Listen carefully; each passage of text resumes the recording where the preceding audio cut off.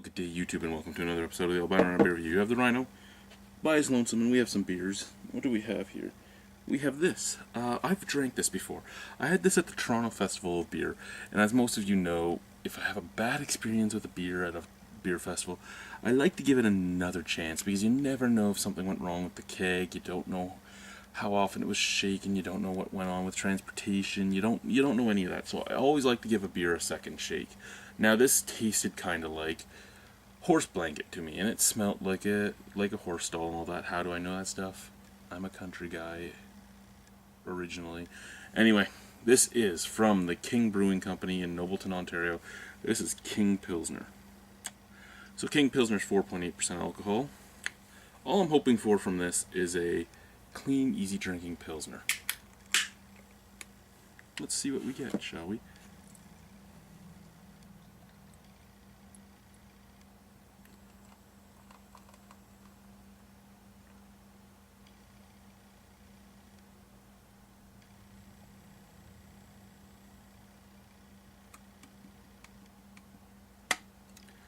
Alrighty.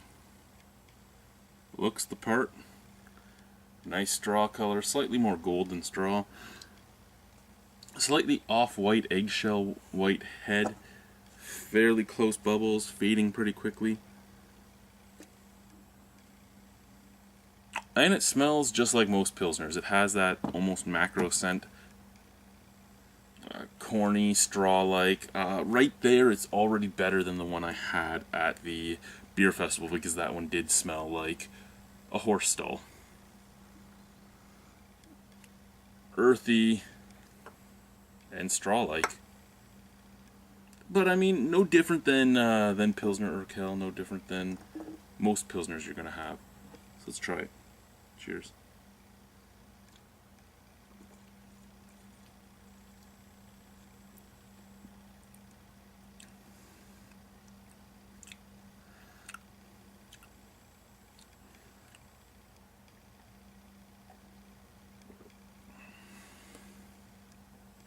And just like what we were talking about, same thing as most Pilsners. Fairly drinkable. Goes down nicely, very clean. Straw,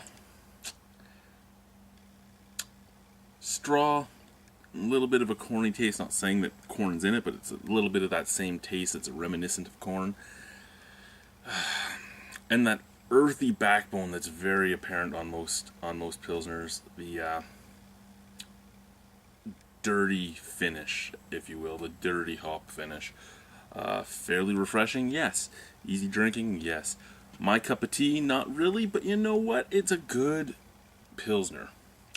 I can't say it isn't a good Pilsner, because it does hit all the styles. Well, all the stylistic marks, I should say.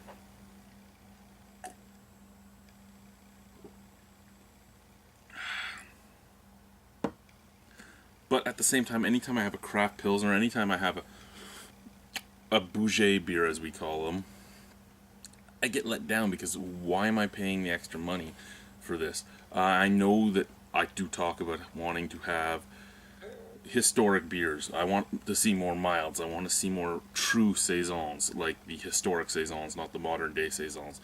I want to see more Berliner Weisses. I want to see more of the true styles of beer that were around in the olden days, that were low alcohol percentage that you could just pound back. This is getting closer to that. I mean, a Pilsner was a historic type of beer that you could pound back.